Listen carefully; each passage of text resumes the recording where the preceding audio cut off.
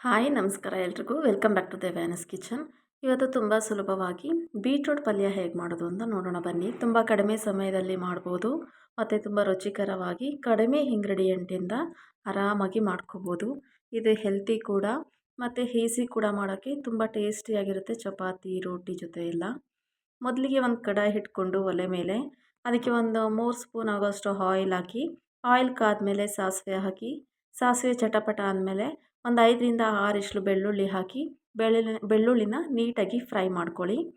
ಬೆಳ್ಳುಳ್ಳಿ ನೀಟಾಗಿ ಫ್ರೈ ಆಗ್ತಿದೆ ಅನ್ನುವಾಗ ಸಣ್ಣದಾಗಿ ಹೆಚ್ಚಿಟ್ಕೊಂಡಿರುವಂಥ ಒಂದೆರಡು ಈರುಳ್ಳಿನ ಹಾಕ್ಕೊಳ್ಳಿ. ಈರುಳ್ಳಿನ ಹಾಕ್ಕೊಂಡು ನೀಟಾಗಿ ಫ್ರೈ ಮಾಡ್ಕೋಬೇಕಾಗತ್ತೆ. ಅದು ಬ್ರೌನಿಷ್ ಕಲರ್ ಟರ್ನ್ ಆಗೋವರೆಗೂ ನೀಟಾಗಿ ಫ್ರೈ ಮಾಡ್ಕೊಳ್ಳಿ. ಫ್ರೈ ಮಾಡ್ಕೊಂಡು ಆದಮೇಲೆ ನಾವು ಟೊಮೊಟೊ ಹಾಕೋಬೇಕಾಗುತ್ತೆ. ಒಂದೇ ಒಂದು ಟೊಮೊಟೊ ನೋಡಿ ನೀಟಾಗಿ ಫ್ರೈ ಮಾಡ್ತಾ ಇದ್ದೀನಿ. ತುಂಬ ಚೆನ್ನಾಗಿರುತ್ತೆ, ಒಂದು ಸಲ ಟ್ರೈ ಮಾಡಿ. ತುಂಬ ಸಿಂಪಲ್ಲಾಗಿರುತ್ತೆ. ನಾನು ತುಂಬ ಸಿಂಪಲ್ಲಾಗಿ ಹೇಳ್ಕೊಡ್ತಾ ಇದ್ದೀನಿ. ದಯವಿಟ್ಟು ನನ್ನ ಚಾನಲ್ನ ಸಬ್ಸ್ಕ್ರೈಬ್ ಮಾಡ್ಕೊಳ್ಳಿ, ಲೈಕ್ ಮಾಡಿ, ಶೇರ್ ಮಾಡಿ. ಸಿಂಪಲ್ ಮತ್ತು ಟೇಸ್ಟಿ ಹೆಲ್ತಿ ರೆಸಿಪೀಸ್ನ ನಾನು ಅಪ್ಲೋಡ್ ಮಾಡ್ತಾನೇ ಇರ್ತೀನಿ. ನೋಡಿ ಈರುಳ್ಳಿ ಹಾಕೋದ್ಮೇಲೆ ಸ್ವಲ್ಪ ಜೀರಿಗೆ ಹಾಕ್ಕೊಳ್ಳಿ. ಎಣ್ಣೆಗೆ ಜೀರಿಗೆ ಹಾಕೋದ್ರಿಂದ ತುಂಬ ಸೀದೋದಂಗೆ ಆಗುತ್ತೆ. ಹಾಗಾಗಿ ನೀವು ಈರುಳ್ಳಿ ಎಲ್ಲ ಫ್ರೈ ಆಗ್ತಿರುವಾಗ ಜೀರಿಗೆ ಹಾಕ್ಕೊಂಡ್ರೆ ಒಳ್ಳೆಯದು. ಅದಾದಮೇಲೆ ಒಂದೇ ಒಂದು ಟೊಮೊಟೊನ ನಾನು ಸಣ್ಣದಾಗಿ ಹೆಚ್ಚಿಟ್ಕೊಂಡು ಹಾಕೋತಾ ಇದ್ದೀನಿ. ಇಷ್ಟನ್ನು ಕೂಡ ನೀಟಾಗಿ ಫ್ರೈ ಮಾಡ್ಕೋಬೇಕಾಗತ್ತೆ. ಇದು ಫ್ರೈ ಆಗ್ತಿರೋ ಟೈಮಲ್ಲೇ ನಿಮಗೆ ಎಷ್ಟು ಬೇಕೋ ಅಷ್ಟು ರುಚಿಗೆ ತಕ್ಕಷ್ಟು ಉಪ್ಪನ್ನ ಹಾಕ್ಕೊಳ್ಳಿ. ಈ ಟೈಮಲ್ಲಿ ಉಪ್ಪು ಹಾಕೋದ್ರಿಂದ ಟೊಮೊಟೊ ಈರುಳ್ಳಿ ಎಲ್ಲ ನೀಟಾಗಿ ಫ್ರೈ ಆಗುತ್ತೆ. ಅದು ದಪ್ಪ ದಪ್ಪ ಹಾಗೆ ಇರಲ್ಲ, ಟೊಮೊಟೊ ನೀಟಾಗಿ ಮ್ಯಾಶ್ ಆಗಿ ನೀಟಾಗಿ ಫ್ರೈ ಆಗುತ್ತೆ. ನೋಡಿ ಉಪ್ಪು ಹಾಕ್ಕೊಂಡು ಒಂದು ಸಲ ಮಿಕ್ಸ್ ಮಾಡಿಕೊಂಡು 1-2 ನಿಮಿಷ ಮೀಡಿಯಮ್ ಫ್ಲೇಮಲ್ಲೇ ನೀಟಾಗಿ ಫ್ರೈ ಮಾಡ್ಕೊತಾ ಇದ್ದೀನಿ. ಇದೆಲ್ಲ ಫ್ರೈ ಆಗ್ತಿದೆ ಅನ್ನುವಾಗ ನಾವು ತುರಿದಿಟ್ಕೊಂಡಿರೋವಂಥ ಬೀಟ್ರೋಟ್ ಹಾಕ್ಕೊಳ್ಳೋಣ. ನಾನು ಕ್ಯಾರೆಟ್ ಒಂದು 3, ಬೀಟ್ರೋಟ್ ಒಂದು 3 ತೊಗೊಂಡಿದ್ದೀನಿ. ನೀವು ಬರೀ ಬೀಟ್ರೋಟು ತೊಗೋಬೋದು. ಬರೀ ಕ್ಯಾರೆಟಲ್ಲೂ ಇದೇ ಥರ ಇದೇ ಸೇಮ್ ಮೆಥಡಲ್ಲಿ ಮಾಡ್ಕೊಳ್ಳಿ. ನೋಡಿ ಬೀಟ್ರೋಟ್ ಮತ್ತು ಕ್ಯಾರೆಟ್ನ ತುರಿದಿಟ್ಕೊಂಡಿದ್ನಲ್ಲ ಅದನ್ನು ಹಾಕ್ಕೊಂಡು ನೀಟಾಗಿ ಮಿಕ್ಸ್ ಮಾಡ್ಕೊತಾ ಇದ್ದೀನಿ.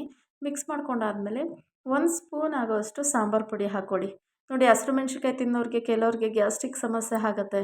ಅಂಥವರು ಈ ಥರ ಹಸಿರು ಮೆಣ್ಸಿನ್ಕಾಯಿನ ಸ್ಕಿಪ್ ಮಾಡಿಕೊಂಡು ಸಾಂಬಾರು ಪುಡಿ ಹಾಕ್ಕೊಂಡು ಪಲ್ಯ ಮಾಡ್ಕೋಬೋದು. ಸಾಂಬಾರು ಪುಡಿ ಹಾಕಿ ಬೇಯೋದಕ್ಕೆ ಎಷ್ಟು ಬೇಕೋ ಅಷ್ಟು ಸ್ವಲ್ಪ ನಾನು ಲೋಟದಷ್ಟು ನೀರು ಹಾಕಿದ್ದೀನಿ. ಒಂದು 250 ml ಆಗುತ್ತೆ. ಅಷ್ಟು ನೀರು ಹಾಕಿ ನೀಟಾಗಿ ಬೇಯೋದಕ್ಕೆ ಬಿಡಿ. ಇದು ನೀಟಾಗಿ ಅಂದರೆ ಒಂದು 10 to 15 ಮಿನಿಟ್ಸು ಮೀಡಿಯಮ್ ಫ್ಲೇಮಲ್ಲೇ ನೀಟಾಗಿ ಫ್ರೈ ಆಗಬೇಕು. ಅದು ಫ್ರೈ ಆಗ್ತಾ ನೀರೆಲ್ಲ ಹಿಂಗತ್ತೆ. ನೀವು ಆ ನೀರು ಹಾಕಿ ಒಂದು 15 ಮಿನಿಟ್ಸ್ ನೀಟಾಗಿ ಫ್ರೈ ಮಾಡ್ಕೊಳ್ಳಿ. ನೋಡಿ ಇವಾಗ ರೆಡಿ ಆಗಿದೆ. ಅದು ನಿಮಗೆ ಹದ ಗೊತ್ತಾಗುತ್ತೆ. ಅದೆಲ್ಲ ಮೆತ್ತಗಾಗೋಗ್ಬಿಟ್ಟಿರುತ್ತೆ ಕ್ಯಾರೆಟು ಮತ್ತು ಬೀಟ್ರೋಟ್ ಎಲ್ಲ, ಮತ್ತು ಅದು ಬೇಯೋಕ್ಕೂ ತುಂಬ ಟೈಮ್ ತಗೊಳ್ಳಲ್ಲ. ಹಾಗಾಗಿ ನೋಡಿ ಈ ಹದಕ್ಕೆ ಬಂದಮೇಲೆ ಸರ್ವ್ ಮಾಡ್ಕೊಳ್ಳಿ. ತುಂಬ ಟೇಸ್ಟಿಯಾಗಿರುತ್ತೆ. ಒಂದು ಸಲ ಟ್ರೈ ಮಾಡಿ, ಹೇಗೆ ಬಂತು ಅಂತ ಕಮೆಂಟ್ ಮಾಡಿ, ಲೈಕ್ ಮಾಡಿ, ಸಬ್ಸ್ಕ್ರೈಬ್ ಮಾಡ್ಕೊಳ್ಳಿ ನನ್ನ ಚಾನಲ್ನ.